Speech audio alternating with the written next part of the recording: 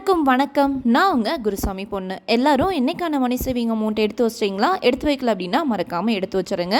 இன்றைக்கி நம்ம என்ன வீடியோ பார்க்க போகிறோம் அப்படின்னா, எக்ஸ்ட்ராவாக ஒரு இன்கம் வரும்போது அந்த இன்கம்மை பற்றி யோசிக்காமல் தேவையில்லாத விதத்தில் எப்படியெல்லாம் நம்ம செலவு பண்ணிக்கிட்டு இருக்கிறோம், அப்படி வர்ற இன்கம்மை நம்ம எப்படி சேவ் பண்ணி பிரயோஜனமாக மாற்றலாம், எங்கெங்கெல்லாம் நம்ம தப்பு பண்ணிக்கிட்டு இருக்கிறோம் அப்படின்றத பற்றி தான் பார்க்க போகிறோம். புதுசாக இதை ட்ரை பண்ணியிருக்கிறேன். உங்களுக்கு பிடிச்சிருக்கா அப்படின்றத பிடிச்சிருந்துச்சு அப்படின்னா எப்போவும் போல் ஹார்ட் சிம்பிளை நீங்கள் கமெண்ட்டில் போடுங்க. பிள்ளையில் ஃபோட்டோ மட்டும் போட்டுட்டு என்னோடய வாய்ஸை மட்டும் கேட்குறது சில பேருக்கு பிடிக்கும். ஏதோ ஒரு விஷயத்தை பண்ணுறதை பார்த்துக்கிட்டேவும் நான் சொல்கிற விஷயங்களை கேட்குறது இன்னும் கொஞ்சம் பேருக்கு பிடிக்கும் இல்லையா? அதனால தான் இந்த மாதிரி ட்ரை பண்ணியிருக்கிறேன். இந்த மாதிரி நம்ம எப்பவும் பேசலாமா அப்படின்றதையும் கமெண்டில் மறக்காமல் சொல்லுங்கள். இன்றைக்கி சண்டே நம்ம விளாக் போஸ்ட் பண்ணலாம் அப்படின்னு நான் உங்ககிட்ட ஷேர் பண்ணியிருந்தேன். நான் என்ன சமைச்சேன், எப்படி பண்ணேன் அப்படின்றதையும் தாண்டி நம்ம நிறைய விஷயங்கள் பேசலாம்.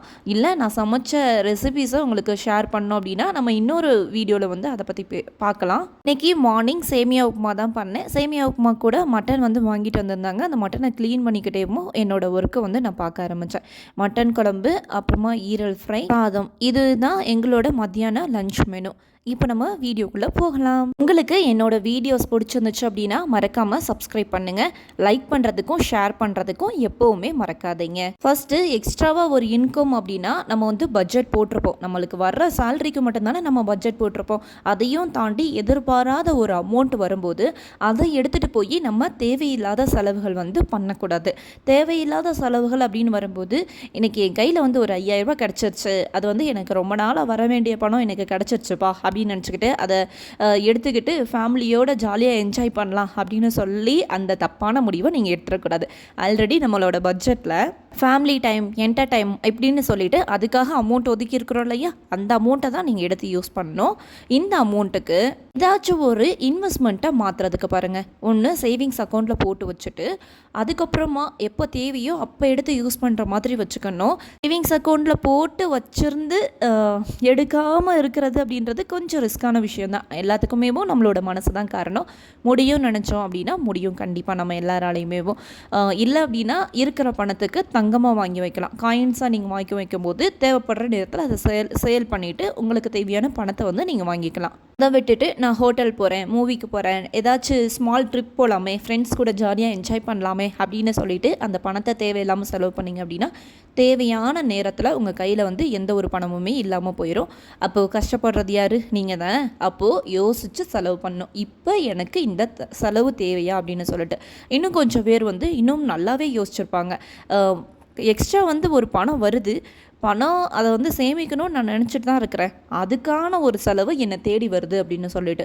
தேடி வருது அப்படின்ற எண்ணம் நம்மளுக்குள்ளே இருக்க போய் தானே அந்த செலவு வருது. ஆனால் வரும்போதேவும் அந்த பணத்தை சந்தோஷமாக நம்ம வரவேற்கணும். அது இல்லாமல் ஐயோ இந்த பணம் வருதே, இதுக்கு என்ன செலவு காத்திருக்கோ அப்படின்னு நம்ம நினைக்கும் போது அதே மாதிரி தானே ஆகும். கொஞ்சம் திங்க் பண்ணி பாருங்கள். இந்த பணத்தை நான் இந்த பொருளை நான் வாங்குறதுக்காக யூஸ் பண்ண போகிறேன், இந்த கோல்டு இன்றைக்கி போய் நான் வாங்கியே ஆகணும், இந்த சேவிங்ஸ் அக்கௌண்ட்டில் போய் நான் டெபாசிட் பண்ண போகிறேன் இப்படின்னு கொஞ்சம் மாற்றி யோசிச்சு பாருங்கள். கண்டிப்பாக அதுக்கான பலனை நீங்கள் அனுபவிப்பீங்க. பண்ணதுக்கப்புறமா மறக்காமல் இந்த வீடியோக்கு கீழே கமெண்ட்டில் சொல்லுங்கள். நீங்கள் அப்புறம் இன்னொரு விஷயம் சொல்லட்டுமா? நம்மளோட லைஃப்பை மற்றவங்க லைஃப் கூட ஷேர் பண்ணி பார்க்குறது. அவங்க வீட்டில் அது இருக்கே, இவங்க வீட்டில் இது இருக்கே, நம்ம வீட்டில் இது இல்லையே அப்படின்னு சொல்லி நம்ம வீட்டில் நம்மளுக்கு தேவையானது இருக்கா, இருந்தால் போதும் அப்படின்னு சொல்லி அந்த மனப்பான்மை நம்மளுக்கு வேணும். இன்றைக்கி நம்ம போதும் அப்படின்னு நினைக்கிறோமோ அப்போ தான் நம்மக்கிட்ட வர்ற பணம் நம்ம கையில் நிற்க ஆரம்பிக்கும். இல்லை அப்படின்னா செலவோட செலவாக சேமிப்பு அப்படின்றத தாண்டி செலவோட செலவாக தான் போய்கிட்டே இருக்கும். எது உங்களுக்கு வேணும் அப்படின்னு சொல்லி டிசைட் பண்ணுற இடத்துல நீங்கள் இருக்கிறீங்க. உங்கள் பணத்துக்கு முதலாளி நீங்கள் தான். உங்கள் பணம் என்ன பண்ணணும், என்ன பண்ணக்கூடாது அப்படின்னு சொல்லி அத்தனையும் யோசிக்க வேண்டிய இடத்துல நீங்கள் தான் இருக்கீங்க. அதுக்காக தான் ப்ராப்பராக பிளான் பண்ணுங்கள் அப்படின்னு சொன்னது. பிளான் பண்ணுங்கள் அப்படின்ற மீனில் பட்ஜெட் போடுங்க அப்படின்னு சொல்கிறதுக்கான முக்கியமான ரீசனே இது மட்டும்தான். நம்ம செலவு பண்ணுவோம் இல்லையா, மாதம் செலவு பண்ணிக்கிட்டே இருக்கிறோம். அதில் கொஞ்சோண்டு பணத்தை இப்போ நம்ம சேமிக்க ஆரம்பிச்சிட்டோம். அப்படி சேமிச்சுட்டு இருக்கிற பணத்தை யாருக்கிட்டையும் ஷேர் பண்ணாதீங்க. நான் இவ்வளோக்கான பணம் சேமித்து வச்சுருக்கிறேனே, இதை நான் வாங்க போகிறேனே அப்படின்னு சொல்லி யாருக்கிட்டையும் சொல்லாதீங்க.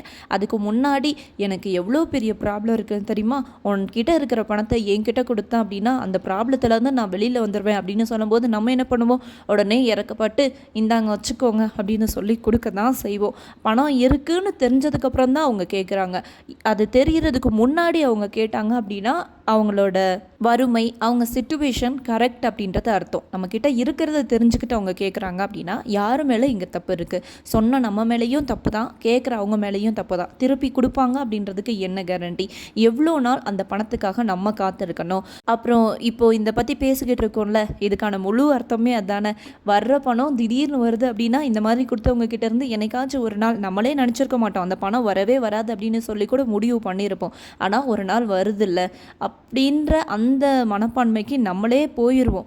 ஏன்னா அவங்கக்கிட்ட கேட்டு கேட்டு போராடி என்னால் முடியலடா சாமி அப்படின்னு சொல்கிற அளவுக்கு நம்ம வந்து தள்ளப்பட்டிருப்போம். எவ்வளவோ பேர் சொல்லி நீங்கள் கேள்வியும் பட்டிருப்பீங்க. இவங்களுக்கு நான் பணம் கொடுத்து 1 வருஷம் 2 வருஷம் ஏன் 5 வருஷம் 6 வருஷம் ஆனவங்கள கூட நீங்கள் வந்து உங்களோட காதில் வந்து கேட்டிருந்துருப்பீங்க. இன்னும் என்னோட பணத்தை திரும்பி கொடுக்க மாட்டேங்கிறாங்க, அதுக்கான வட்டியை நான் கேட்கல, நான் கொடுத்த மசாலா மட்டுமாவது கொடுங்க அப்படின்னு தான் நான் கேட்டுட்ருக்கிறேன், ஆனால் இன்னும் கொடுக்க மாட்டேங்கிறாங்க அப்படின்னு சொல்லிட்டு. அந்த பணம் இருந்துச்சு அப்படின்னா நான் என்னோடய ஃபேமிலிக்காக இதை பண்ணுவேனே அப்படின்னு சொல்லி அவங்க ஏக்கப்படுறத நம்மள நிறைய பேர் வந்து பார்த்துருப்போம். ஏன் இன்னுமேவும் என்ன கூட இதுக்கு வந்து எக்ஸாம்பிளாக எடுத்துக்கோங்களேன். நான் வந்து சாரீ பிஸ்னஸ் பண்ணிக்கிட்டு இருக்க இந்த டயத்தில் வந்து என்கிட்ட நிறைய பேர் வந்து சாரீ வாங்குவாங்க. சில பேர் வந்து அப்போவே அமௌண்ட் கொடுப்பாங்க. நிறைய பேர் வந்து சண்டே நான் என்னமோ அவங்க கிட்ட கடன் வாங்கின மாதிரி ஒவ்வொருத்தவங்க வீட்டு முன்னாடியும் ஏறி போய் நின்றுட்டு காசு கொடுக்கீங்களா அப்படின்னு சொன்ன அந்த நாட்கள் கூட உண்டு. இதெல்லாம் பார்த்துட்டு தான் என்னோடய ஹஸ்பண்ட் வந்து இதெல்லாம் உனக்கு தேவையா அப்படின்னு சொல்லி ஷாப் வச்சு கொடுத்ததுக்கு மெயினான ரீசனேவும்.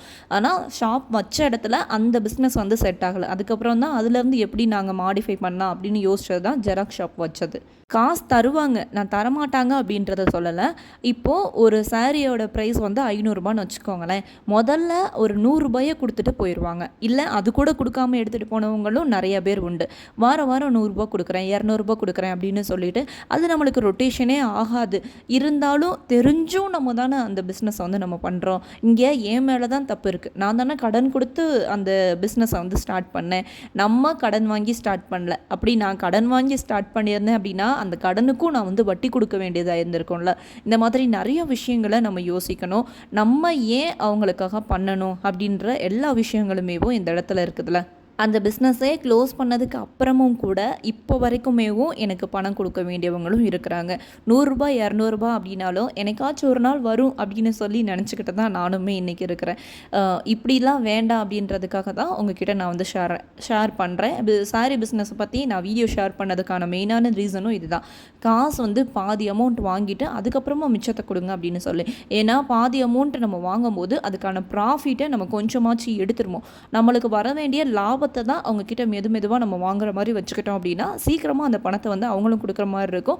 திரும்பியும் நம்மளோட பணம் நம்மளுக்கு ரொட்டேஷன் ஆகிக்கிட்டே இருக்கும். எதுவுமே இல்லாமல் அப்படியே எடுத்துகிட்டு போகும்போது நம்மளுக்கு அது லாஸ் மாதிரி தான் இருக்கும். லாஸ் மாதிரி என்ன, லாஸ் தான். என்னோட எக்ஸ்பீரியன்ஸை நான் உங்கள் கூட ஷேர் பண்ணிக்கிட்டேன். இதே மாதிரி உங்களுக்கு ஏதாவது எக்ஸ்பீரியன்ஸ் இருந்துச்சு அப்படின்னா மறக்காமல் சொல்லுங்கள். இன்னொன்று சொல்லட்டுமா, நான் ஜெராக்ஸ் ஷாப் வச்சிருந்தேன்ல அந்த டயத்தில் ஜெராக்ஸில் ஏதாவது கம்மி பண்ணுங்களேன் அப்படின்னு கேட்டவங்களும் உண்டு.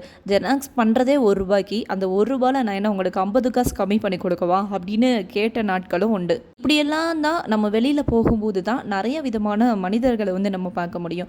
சில பேர் வந்து கேட்ட காசை கேட்டவுடனே கொடுக்குறவங்களும் இருக்கிறாங்க. இந்த மாதிரி அவங்க என்னமோ சிக்கனமாக இருக்கேன் அப்படின்னு நினச்சிக்கிட்டு கஞ்சத்தனம் பண்ணுறவங்களும் இருக்கிறாங்க. டாபிக் மாற்றி வேற எங்கேயோ போயிட்டோம் அப்படின்னு நினைக்கிறேன். நம்ம டாபிக்குள்ளே போகலாம். அதனால் நம்ம என்ன பண்ணணும், எக்ஸ்ட்ரா அமௌண்ட் வந்துச்சா அந்த அமௌண்ட்டுக்கு என்ன பண்ண போகிறோம் அப்படின்ற பிளானை தான் நம்ம ஃபஸ்ட்டு பண்ணணும். அதை வந்து ஏதாவது ஒரு விதத்தில் வந்து சேவ் பண்ணுங்கள். சேவ் பண்ண பணத்தை இன்வெஸ்ட்மெண்ட்டாக மாற்றுறதுக்கு ஏதாவது ஆப்ஷன்ஸ் இருக்கா அப்படின்னு ஃபஸ்ட்டு யோசிங்க.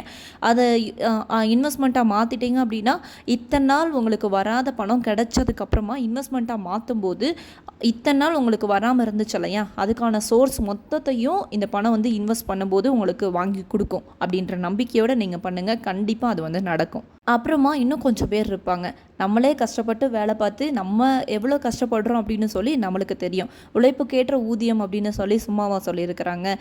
யார் யார் எந்த மாதிரி வந்து ஒர்க் பண்ணுறாங்களோ அதுக்கு தகுந்த மாதிரி தான் மணி வந்து கிடைக்கும். இவன்லாம் பாருப்பா சும்மாவே உட்காந்து வந்து எம்புடுக்கான பணம் சம்பாதிக்கிறான் அப்படின்னு சொல்லிட்டு ஏன் யூடியூப்லேயே நிறைய பேர் சொல்லி நீங்கள் கேள்விப்பட்டிருப்பீங்க. உங்களுக்கு என்ன சும்மா வீடியோ எடுத்து போடுவீங்க, காசு வந்து கொட்டிக்கிட்டே இருக்கும் அப்படின்னு சொல்லிட்டு காசு வருதா வரலையா அப்படின்னு சொல்லி யூடியூப் பண்ணுற ஒவ்வொருத்தவங்களுக்கும் தான் தான் தெரியும். நம்மளாம் ஒன்றும் பெரிய யூடியூபர்ஸ்லாம் கிடையாது அந்தளவு சம்பாதிக்கிறதுக்கு.